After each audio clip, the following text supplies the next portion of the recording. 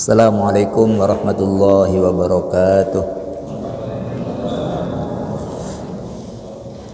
Bismillahirrahmanirrahim. Alhamdulillahi haqqu hamdih,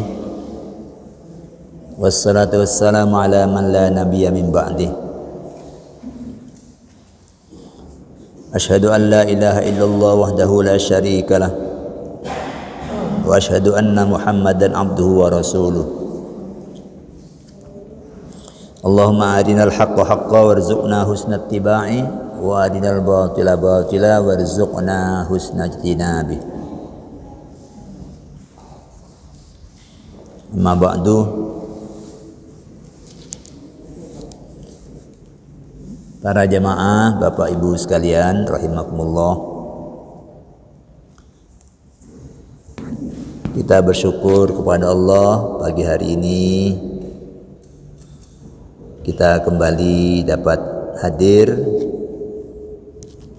di masjid ini untuk melaksanakan ibadah salat subuh. Mudah-mudahan Allah Subhanahu wa taala meridhoi apa yang kita lakukan, mencatatnya sebagai bagian dari pengabdian kita kepadanya. Amin Allahumma amin. Para jamaah, untuk kajian pagi hari ini, untuk mengisi itikaf kita masuk pada perkara yang keempat.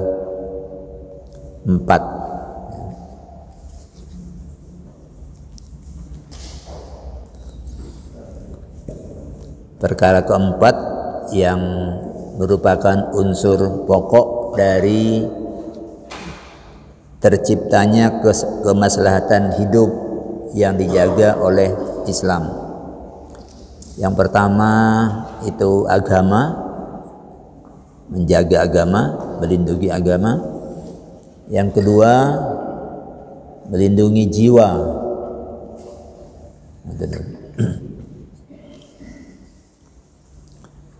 Yang ketiga, melindungi akal. Kemudian yang keempat, melindungi atau menjaga keturunan, hifdzun nasl.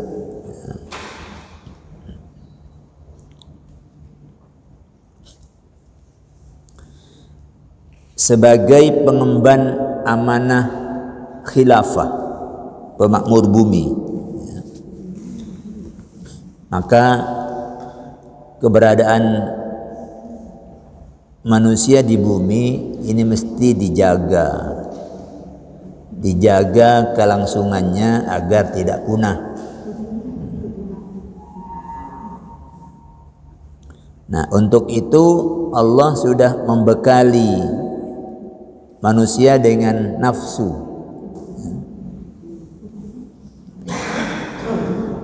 atau rangsangan diri untuk berketurunan. Itu bagian dari nafsu bahimiyah, sama dengan bangsa hewan yang lain. Itu ada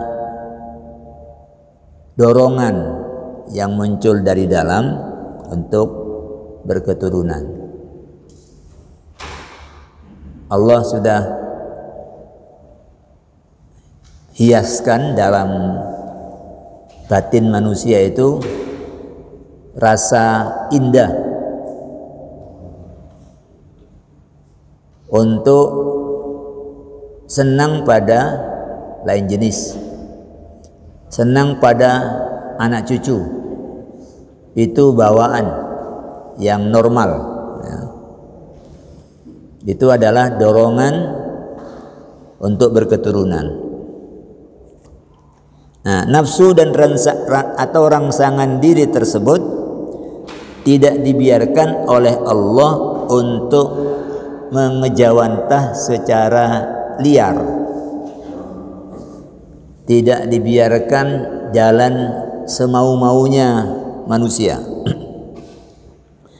Tetapi diberinya manusia panduan syariat agar manusia dapat melangsungkannya dalam bingkai kemaslahatan bersama sesuai keluhuran harkat dan martabatnya sebagai khalifah Allah. Jadi ada aturan-aturan yang membatasi.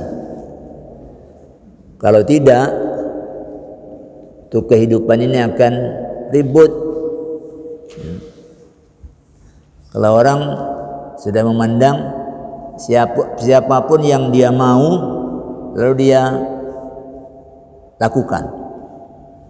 Nggak peduli itu istri temannya sendiri atau suami tetangganya sendiri.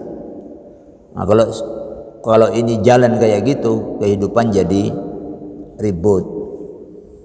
Sebab orang ini tidak seperti hewan. Ada nilai-nilai keluhuran yang dijunjung. Dan itu ada panduan syariat yang mengaturnya. Panduan syariat yang diberikan oleh Allah, pertama, Allah perintahkan manusia untuk memenuhi rangsangan dirinya untuk berketurunan itu melalui hubungan yang halal.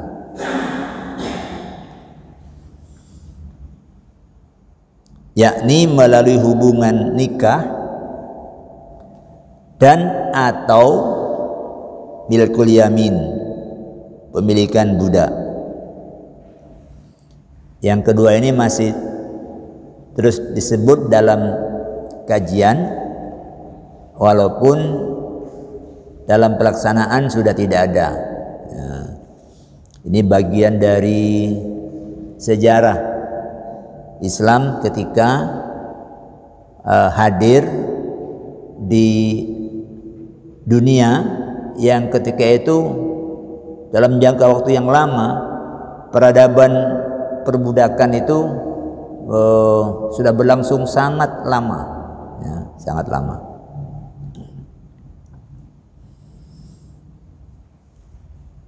Kalau kita tahu Nabiullah Ibrahim punya putra bernama Ismail. Itu putranya dari ibu Siti Hajar yang dia itu budak. Jadi peradaban yang sangat tua budak ini. Nabi Yusuf itu oleh saudaranya dibuang ke dalam sumur. Karena dibuang ke sumur, sumur itu biasa menjadi tempat persinggahan musafir. Musafir itu pasti butuh air. Dia tahu kemana jalur-jalur perjalanan itu yang dia bisa menambah bekalnya untuk kebutuhan air. Ketemulah Nabi Yusuf dan kemudian dijual murah, ya. Jual murah. Jadi perbudakan itu dalam jangka waktu yang lama, dan Islam hadir tidak bisa menghapus tiba-tiba, tidak bisa. Itu butuh waktu yang lama. Dalam Quran itu digambarkan wa ma adraka wal aqabah. Tahukah kamu apa jalan yang mendaki itu? Ya. Jalan yang mendaki yang berat itu adalah fakku raqabah, memerdekakan budak. Itu jalan yang berat karena mendaki. Rasul yang diutus waktunya cuma 22 tahun lebih, itu tidak cukup. Tidak cukup. Di dalam surah An-Nisa ayat 3 Allah perintahkan itu. Wa in khiftum alla tuqsitu fil yatama, kalau kamu khawatir tidak bisa berbuat adil kalau kamu menikahi anak yatim, fankihu ma tabalakum minan nisa, maka nikahilah olehmu yang baik, yang cocok buat kamu, minan nisa, dari perempuan-perempuan.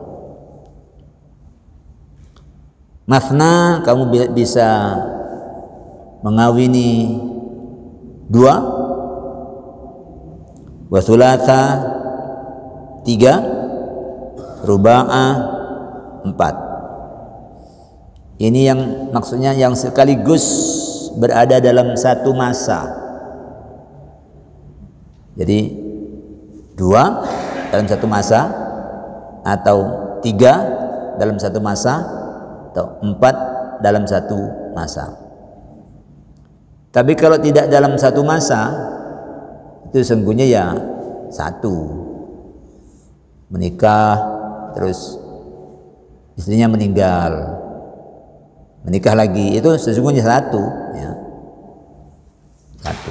Yang disebut 2 itu kalau masanya yang dengan yang satu nikahnya masih terjalin lalu menikah lagi, itu namanya 2. Sekaligus 2 boleh, asalkan keduanya bukan mahram. Tapi kalau mbak sama istrinya bareng, tidak boleh. Tapi kalau mbak sama sepupunya, perempuan sama sepupunya, itu boleh.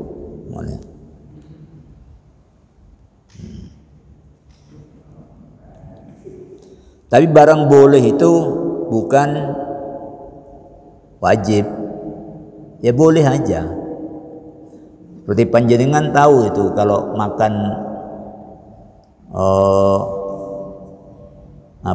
hamburger itu boleh, oh ya boleh. Tapi pernah makan? Enggak. Seperti itu. Boleh itu ya, tidak harus. Fa in khiftum alla ta'dilu fawahidatan, kalau kamu takut tidak bisa berbuat adil, udah dengan ngawin anak yatim, takut tidak berbuat adil, pilih yang bukan anak yatim. Bukan anak yatim kok mau lebih, khawatir tidak adil, ya sudah satu aja, itu aja. Lalu di sini ada pernyataan au ma malakat aimanukum, atau kamu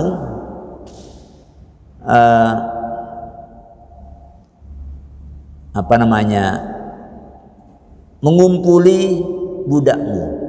Ya. Ini kalau sebut budak itu orang sekarang kan agak ya apa gitu. Padahal budak ini itu kepemilikan majikan itu jauh lebih kuat dibanding istri. Istri itu suami hanya punya hak untuk istimta, untuk bersenang-senang. Tapi kalau budak, apa yang dikerjakan budak itu miliknya majikan. Dia kerja apa, dapat uang, itu milik majikan. Karena dia milik, ini milik. Kalau istri itu kan hak milik. Kalau budak itu bisa dijual, bisa diwariskan, bisa dihibahkan. Istri nggak boleh,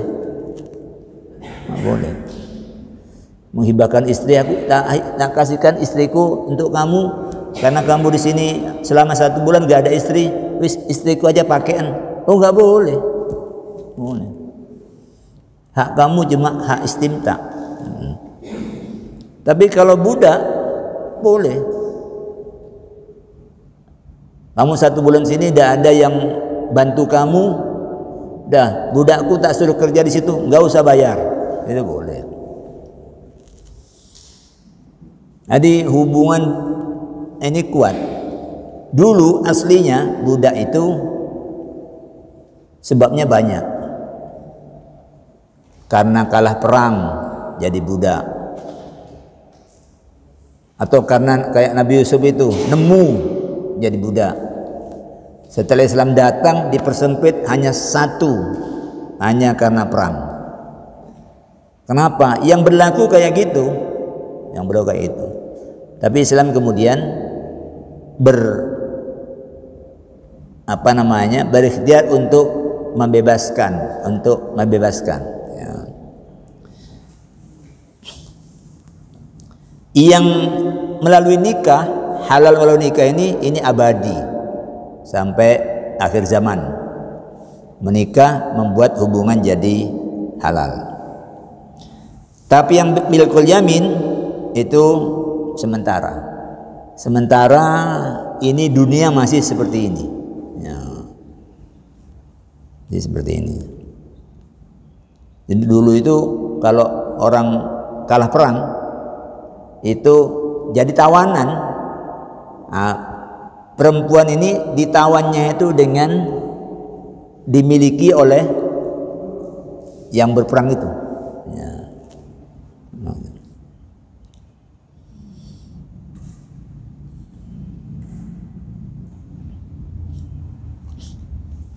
Nah, kalau budak perempuan lalu oleh majikannya itu dicampuri, ini bisa jadi jalan bagi dia untuk merdeka. Jadi kalau tuannya, kan ada misalnya orang punya budak, untuk kawin dia nggak bisa. Kenapa? Kawin tuh berbiaya. Ya kalau di kita alat sholat cukup. Tapi kalau di tempat lain, kawin itu sudah harus tersedia rumah, harus tersedia perhiasan. Itu bisa miliaran. Itu maharnya itu mahal. Ya. Maharnya mahal. Kalau di kita kan alat sholat. Ya. Nah kalau tidak mampu itu, padahal dia punya budak, timbangannya kamu mencari yang haram, itu budakmu itu halal. Tapi nanti kalau dia melahirkan anakmu, maka dia menjadi ummul walad. Itu dia melahirkan majikan. Kalau sudah melahirkan majikan, nanti kalau kamu wafat, maka ibu ini merdeka. Jadi jalan ini jalan pemmerdekaan tanpa menabrak apa yang sudah jalan. Itu satu. Memerdekakan budak itu ada yang karena kumpul istri di siang hari Ramadan. Merdekakan budak itu hukumannya, merdekakan budak. Orang membunuh tidak sengaja, itu merdekakan budak. Itu pembebasan yang dilakukan oleh Islam. Tapi dunia baru lepas dari perbudakan belum 100 tahun dari sekarang. Masih berapa? Ya, seusia kemerdekaan kita ini kurang lebih. Itu di kesepakatan PBB, perbudakan dihapuskan, dan itu ketika itu terjadi, budak-budak nggak bisa lepas dari majikannya, nggak bisa. Dia sudah biasa makan di situ, terus sekarang suruh lepas, suruh mandiri, nggak bisa. Butuh waktu yang panjang agar budak-budak ini merdeka. Kan majikan itu kan wajib ngasih makan dia. Kalau sakit wajib mengobatkan, wajib ngasih tempat tidur. Kalau dalam Islam itu ajarannya tempat tidur kamu sama budakmu sama, makan kamu sama budakmu sama. Jauh perlakuannya, jauh, ya, jauh. Sampai kemudian, nah ketika ini sudah habis, maknanya bukan Islam terus kemudian mau menghidupkan lagi. Maunya itu mau menghapus kok. Ya. Ketika sudah habis, maka ini hanya tinggal menjadi syariat dalam sejarah. Budak itu bukan pembantu rumah tangga. Kalau itu buruh, pembantu rumah tangga itu buruh, bukan budak. Budak itu udah pakai dibayar, karena itu miliknya majikan. Belinya mahal, udah pakai dibayar.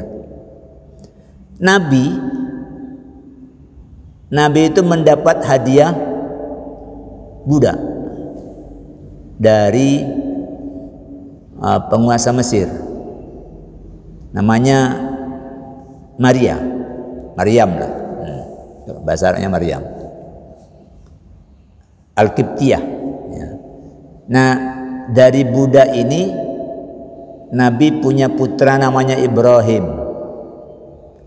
Yang itu Ibrahim itu meninggal masih kecil, bersamaan dengan terjadinya gerhana matahari, yang ketika itu orang menghubung-hubungkan, matahari gerhananya karena Ibrahim meninggal. Ibrahim putra Nabi itu. Lalu Nabi diluruskan, enggak, itu adalah tanda-tanda kekuasaan Allah. Matahari dan bulan itu bersujud kepada Allah, bukan karena kematian siapa-siapa. Oleh Nabi dihapus agar tidak berkembang menjadi mitos. Jadi Nabi punya putra dari seorang budak. Jadi dulu kayak gitu. Oleh-olehnya itu dikasih budak. Kalau kerajaan kan budaknya banyak. Kalau kerajaan yang besar, naklukkan mana itu budaknya banyak. Dan budak-budak itu yang kerja di peternakan itu budak yang kerja. Kalau dulu sak budaknya. Kalau sekarang nggak ada, sudah pegawai kalau sekarang. Kalau dulu budak itu nggak dibayar. Ayyuma amatin waladat min sayyidiha fayya mu'taqatun an duburin minhu. Siapapun budak, kata Nabi, yang melahirkan anak dari tuannya, maka dia merdeka setelah tuannya itu wafat. Jadi merdeka dia, statusnya langsung berubah. Nah, bagi mereka yang belum mampu, tadi dianjurkan untuk nikah. Bagi mereka yang belum mampu menempuh jalan halal, syariat Allah menyuruhnya mengendalikan diri. Ini bagian dari penjagaan agar keturunannya itu jelas dan halal. Wasta'fifil ladina la yajiduna nikahan hatta yuliyahumullahu min fadli. An-Nur ayat 33. Adalah orang yang belum mampu kawin itu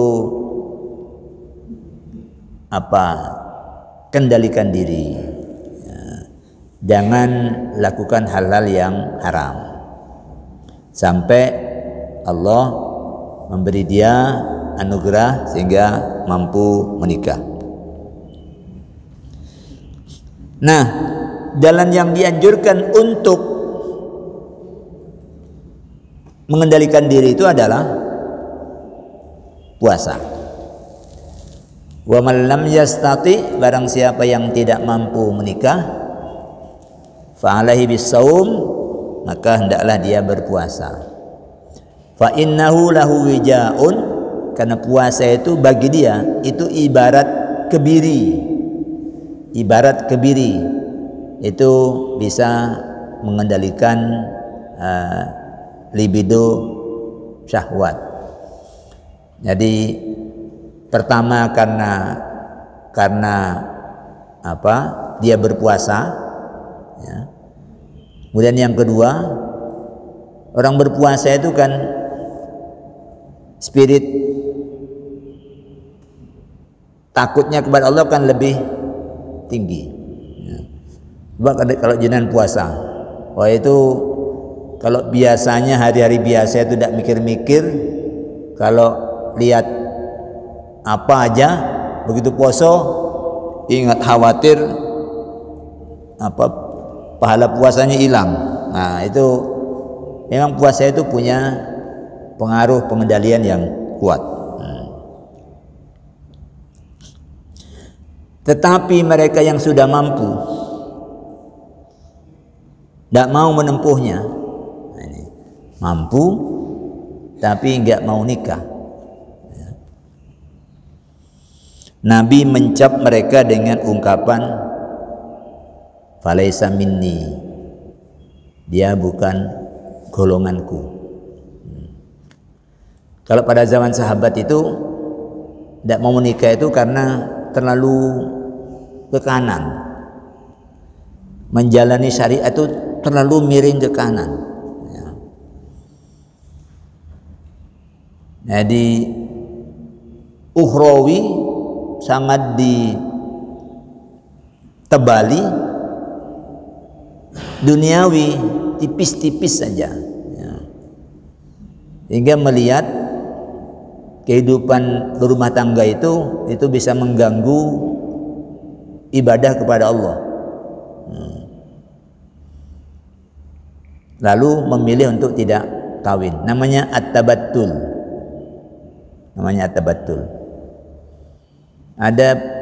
Ada perempuan yang dikenal sebagai ahli sufi, ya. Itu yang sangat ke kanan, yang dikenal dengan Rabi'ah al-Adawiyah. Itu tidak menikah, sudah dilamar oleh ulama sufi juga. Ya, nanya, apakah kalau Anda melamar saya mau menikah dengan Anda bisa jamin saya untuk ketemu dengan Allah? Wah, ya, syaratnya seperti ini. Wah, itu berat, ya. Nggak menikah. Padahal menikah itu jalan untuk ketemu Allah. Orang mengira orang menikah itu jalan untuk ketemu Allah. Karena Nabi menyatakan fi butni ahadikum sadaqah. Kemaluanmu itu punya potensi untuk sedekah.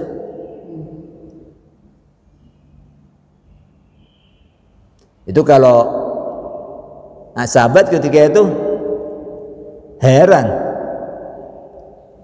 minta klarifikasi. Lalu Nabi bilang, loh, kalau kamu letakkan kemaluanmu di tempat yang haram, kamu berdosa apa enggak?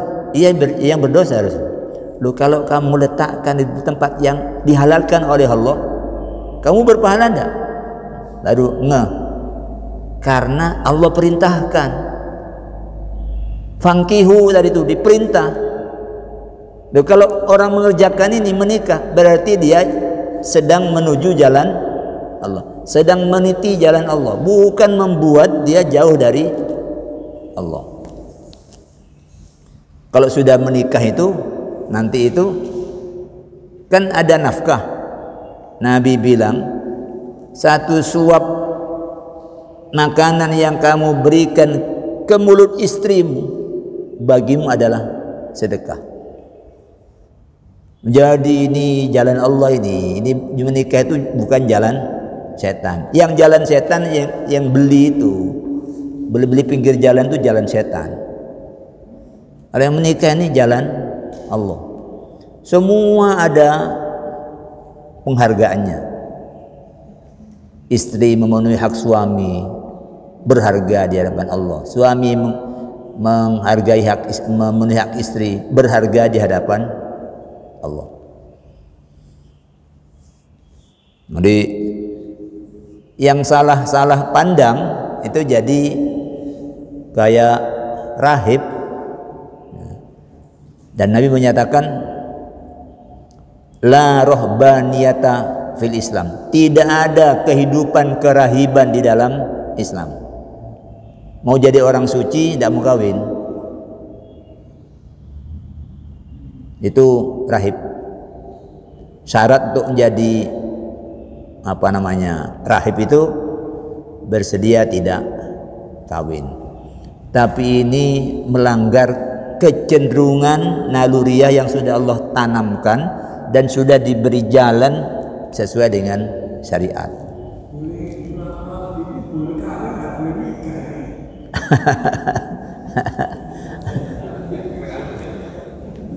Ya, itu kambing itu. Kambing itu kawin tapi tidak pakai nikah ke KUA. Itu kambing. Ya. Itu pertama, dorongan, ya, dorongan untuk menempuh jalan halal. Kemudian yang kedua, melalui jalan yang halal tersebut, syariat Allah mendorong manusia untuk memperbanyak keturunan.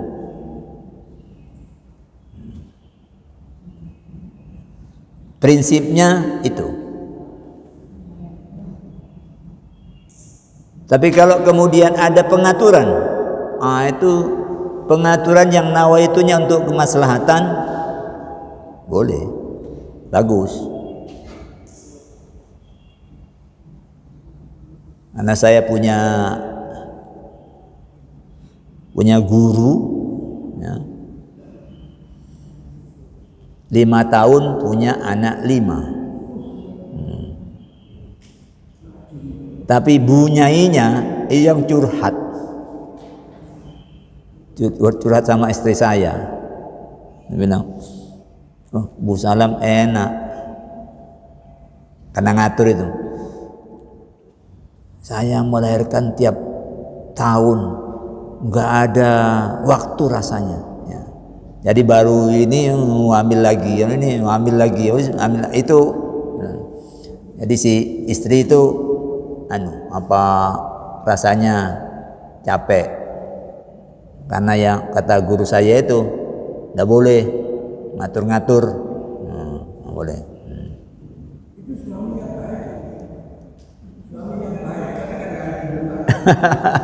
Yaitu berurusan dengan pemahaman. Kalau zaman Nabi kan sudah ada dulu. KB model zaman Nabi itu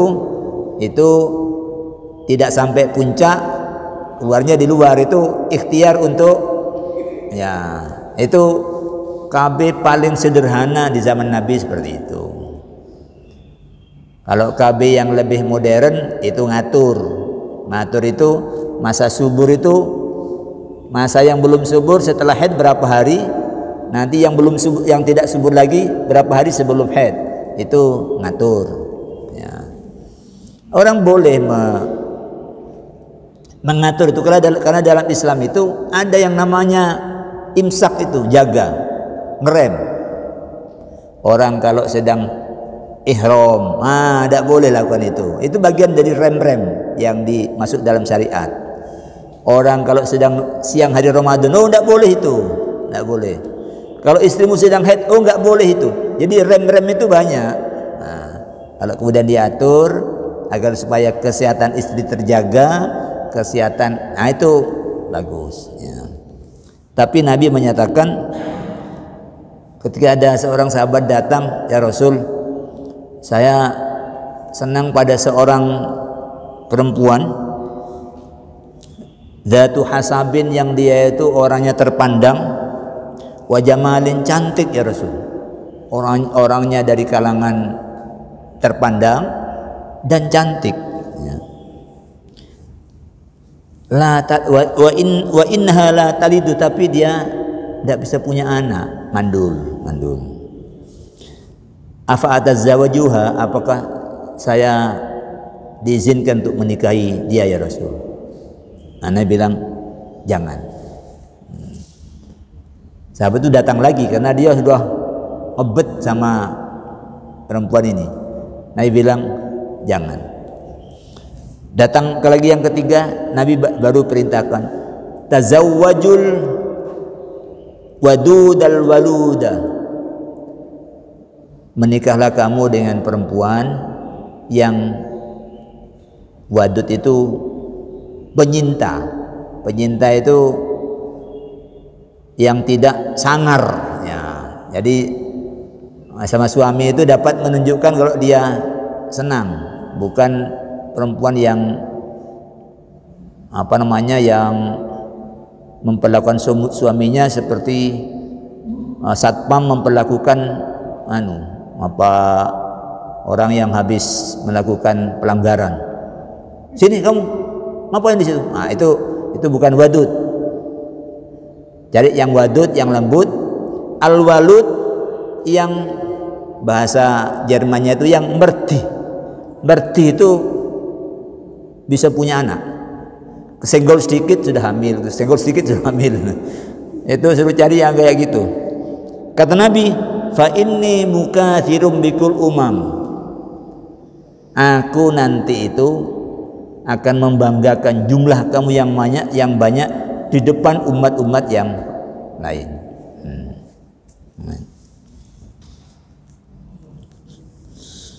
Dulu zaman tahun-tahun 70-an tahun-tahun zaman Pak Karno itu penduduk Indonesia masih sekitar 70-an juta. Sekarang zaman Pak Jokowi sudah 276 juta. Makan bukan semakin sulit tapi semakin gampang. Jadi gini-gini aja itu makanan sudah nyampe di rumah ya. Kalau dulu makan gaplek pernah. Telo yang diginikan itu tidak ada berasnya ya, telo itu pernah ketik itu masih 70 juta. Sekarang sudah 276. Allah kasih itu berapa mulut itu yang harus tapi cukup ya. Tapi tetap dengan pengaturan, diatur dewe, jangan sampai memunculkan mafsadat ya. Yang ketiga, untuk menjaga keturunan, syariat Allah mencegah muncul dan berkembangnya perilaku menyimpang, yakni hubungan seks dengan lain jenis, itu zina namanya, dan dengan sesama jenis, itu liwat. Yang zina bisa hamil, tapi itu jalan yang salah. Yang liwat tidak akan pernah bikin keturunan. Liwat ini karena sesama jenis ya, jenis. Jadi itu perilaku menyimpang. Itu Islam melarang dan menjatuhkan hukuman. Jangan dikira aku dewe yang kok dihukum. Islam menjatuhkan hukuman karena itu melanggar aturan main berketurunan yang terhormat sesuai dengan harkat manusia sebagai khalifah Allah. Kalau pelaku zina itu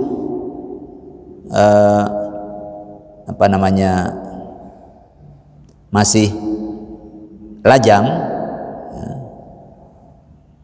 itu hukumannya 100 kali dera.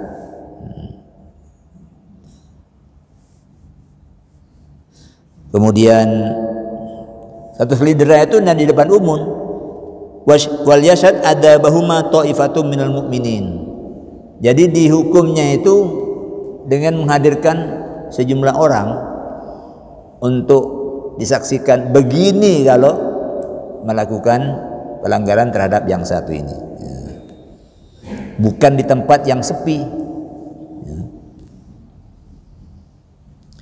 Kemudian kalau pelakunya itu sudah berkeluarga, sudah pernah menikah, itu hukumannya hukuman mati dengan lempar batu.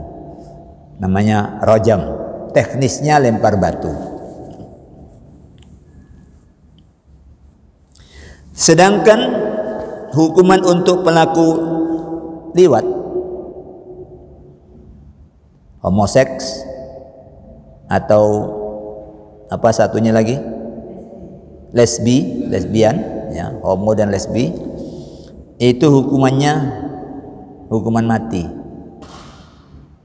Maknanya Islam tegas ini, menjaga jalur keturunan yang bersih itu Islam itu tegas.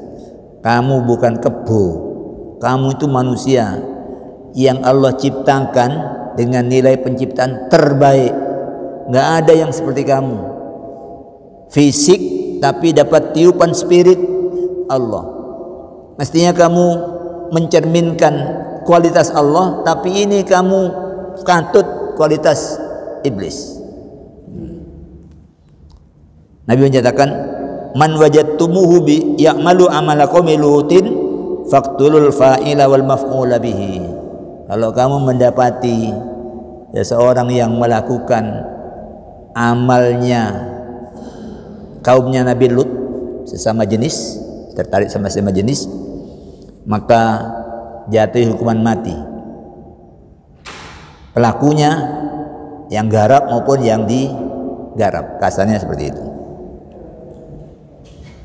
Keempat, syariat Allah juga melarang qadzaf.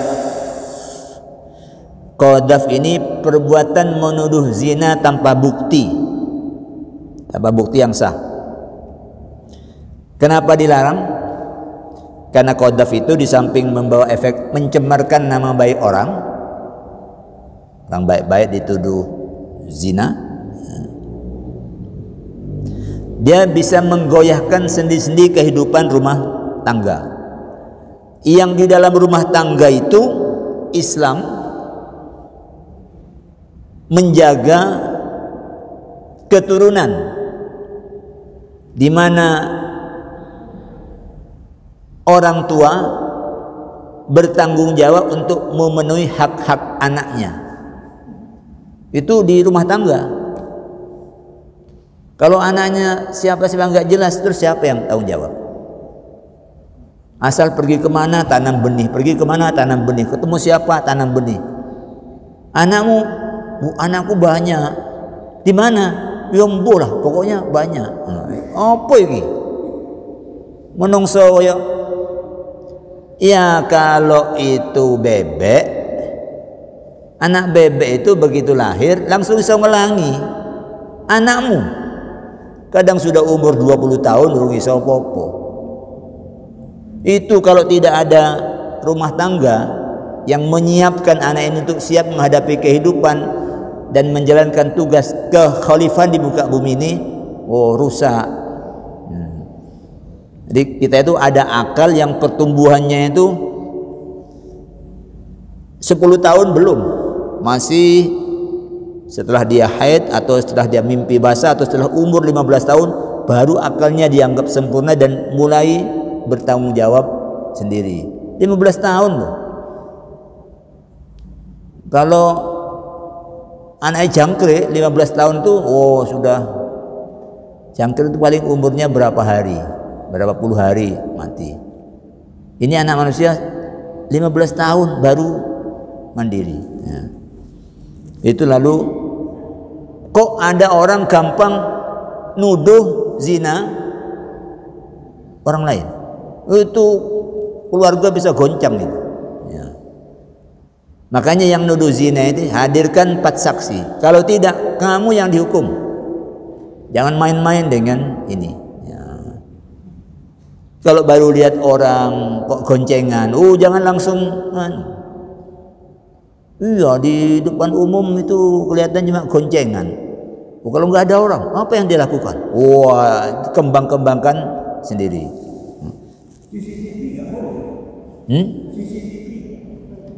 Ya, nanti itu urusannya dengan pengakuan. Di zaman Nabi itu jatuhnya hukuman zina itu karena pengakuan.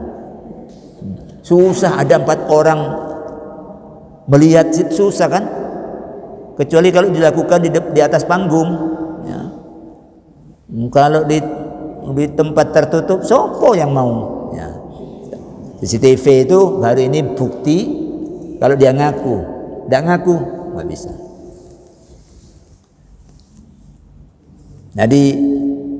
Jadi hukum Allah itu ada gunanya untuk menjaga kemaslahatan. Soal dia betul-betul melakukan, nanti di akhirat masih ada hukumannya, nggak usah ruwet-ruwet ya, karena itu dalam Islam itu kalau istri hamil ya, kemudian melahirkan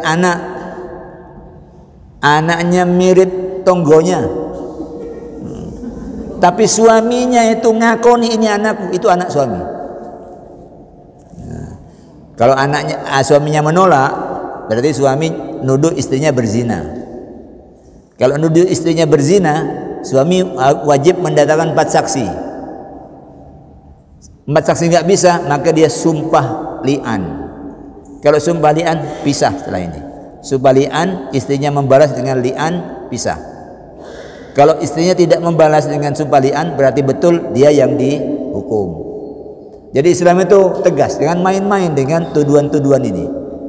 Nah, tapi kalau suaminya oke, nggak apa-apa.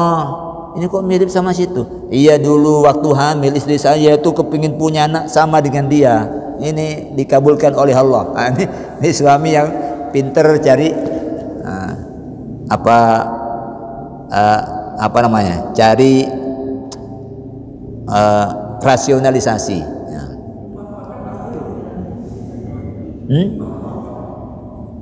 Yaitu sumpah li'an itu sesungguhnya seperti sumpah pocong.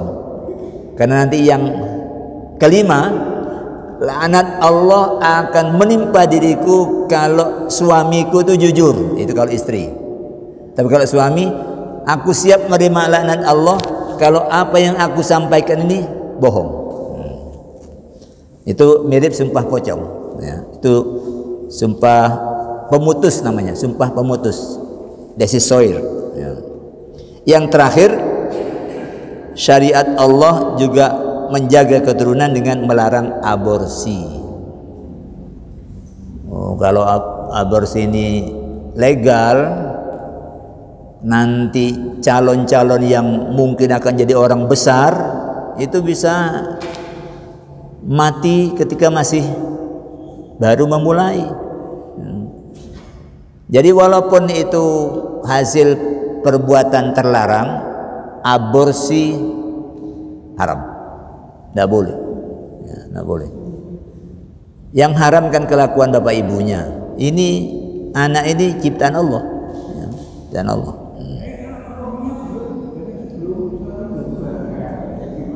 Kenapa? Ya, itu peniupan roh itu bukan roh kehidupan. Roh di situ adalah roh yang Allah dulu sudah memberikan kesaksian kepada roh itu. Bukankah aku Tuhanmu? Iya, itu yang Allah tiupkan. Kalau roh kehidupan namanya nafas. Nafas itu sudah ada dalam kehidupan ini. Itu namanya roh biologis, bukan rohani. Yang Allah tiupkan itu bukan kehidupan rohani. Orang tidur itu secara rohani dia mati, tapi nafas dia hidup. Nggak boleh orang tidur disembelih. Ya kan, itu mati pak. Buktinya kalau bangun terus dia bilang Bismika apa? Alhamdulillahilladzi ahyana ba'dama amatana. Segala puji bagi Allah yang telah menghidupkan kami setelah mematikan kami. Kan mati itu. Saya cuma nyembelih orang mati, nggak bisa. Yang mati rohaninya, tapi nafasnya dia hidup. Orang pingsan itu nafas dia hidup, nggak boleh dikepruk kepalanya. Ya. Yang pingsan-pingsan dirawat supaya nanti sadar kembali. Itu kesadaran itu adalah rohani. Yang dilarang wala taqtulun nafsa, kamu jangan membunuh nafas. Kalau nafasnya hilang, rohanimu juga pergi. Ya. Dan itu ada hukumannya. Hukumannya adalah menyerahkan budak kecil yang sudah mumayyiz kepada keluarga si janin. Ini penjagaan yang sedemikian kuat dalam Islam itu untuk menjaga agar garis keturunan itu jelas dan semuanya berlangsung dalam hubungan yang halal dan terhormat. Tidak lewat jalan ecek-ecek di terminal, di mana-mana itu. Kamu kayak kucing aja, ya. Kalau kucing itu di mana-mana jadi. Ya. Ini makhluk yang dimuliakan oleh Allah, dipilih menjadi khalifahnya. Jadi dengan cara itu lalu itulah cara Islam menjaga keturunan.